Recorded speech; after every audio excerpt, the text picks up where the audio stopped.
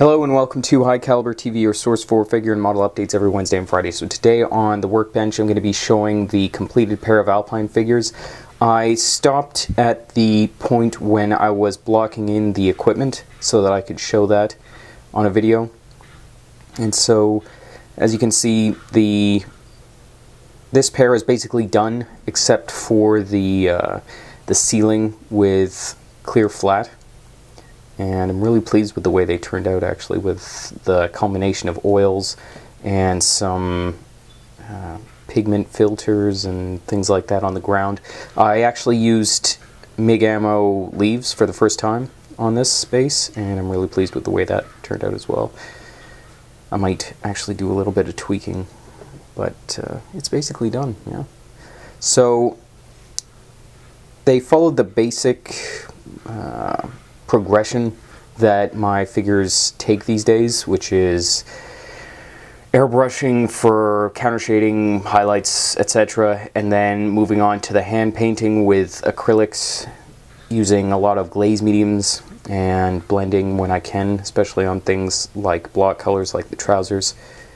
And on the equipment, I went back to a sort of an older style where I block in the colors with a lower or a lesser color, sort of like the darker color as you can see here, for what I want it to actually come out to be. And then I progress by doing a little bit of dry brushing, a little bit of subduing the dry brushing with thin washes of the base color. I just thin the paint with a little bit of glaze medium and a lot of water. So yeah, the camouflage came out well. This is all just done by hand. I like these sort of larger island camouflages because you can be a little bit creative with it. And this will allow me to experiment with some highlighting on camouflage schemes as well, which I haven't really done a lot of practicing with. But yeah, I'm excited about that. So this figure is basically blocked in as well. His mate is too. And the next step is going to be to start highlighting the blocked areas, work on the flesh, etc. I might change the style of flesh painting for these figures that I did on the other pair, just because I'm not sure if it's particularly clear. Some of the highlights came out fairly stark, and my flesh blending is still not exactly where I would like it to be. But it's a progression, and for some reason whenever I paint flesh tones I always have to relearn a lot of the techniques, especially for some reason when I find one that I really like, I then end up forgetting the crucial components of it for the next one. So I need to find some, like Manjin Kim and Calvin Tan's books are really fantastic, but I don't always go back to them, and I'm usually trying to incorporate my own sort of skill ability level into what they've got to say.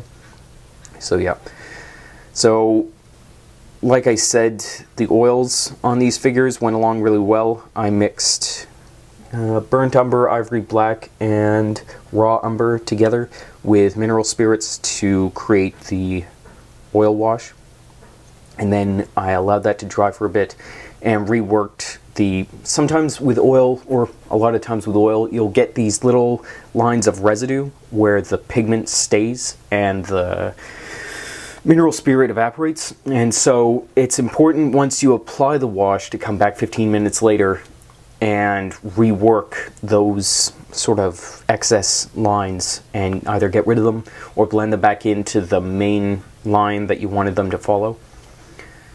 Keep everything looking not like they just came out of a mechanic shop or something and had oil dripped all over them. But yeah, really pleased with this. This was sort of unintentional, but I replaced the kit head with a different Alpine head. I don't know if that's Piper or Kurt Meyer or just a generic officer head, but the way that I fit it on, it looks like he's got bad posture, which is sort of neat. It gives him a little bit more character. Yeah. So yeah, these guys are going to get sprayed with clear flat, and then we'll have another video about the other two in winter and their base, because it's a little bit different. next week, and also the SS Part 2 for the Managing Kim figure is going to be uploaded tomorrow, I think.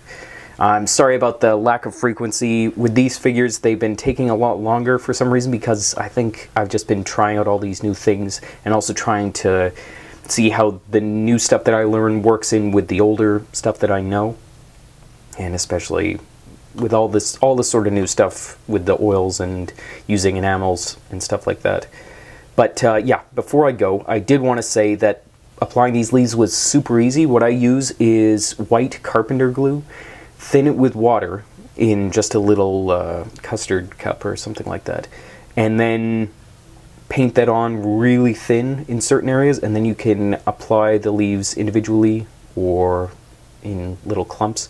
But then I put over the pigment washes over the first layer of leaves, and then I applied 2 or 3 of the maple leaves again, in order to have some that were filthy and then some that had fallen more recently. So yeah, thanks very much for watching. Sorry for the ramble, but I just knew that I wanted to get this video up and done before I got on to, you know, building something else. So yeah, thanks very much for watching. Check us out at highcaliberminiatures.com. Links in the description, and I will see you next time. Bye.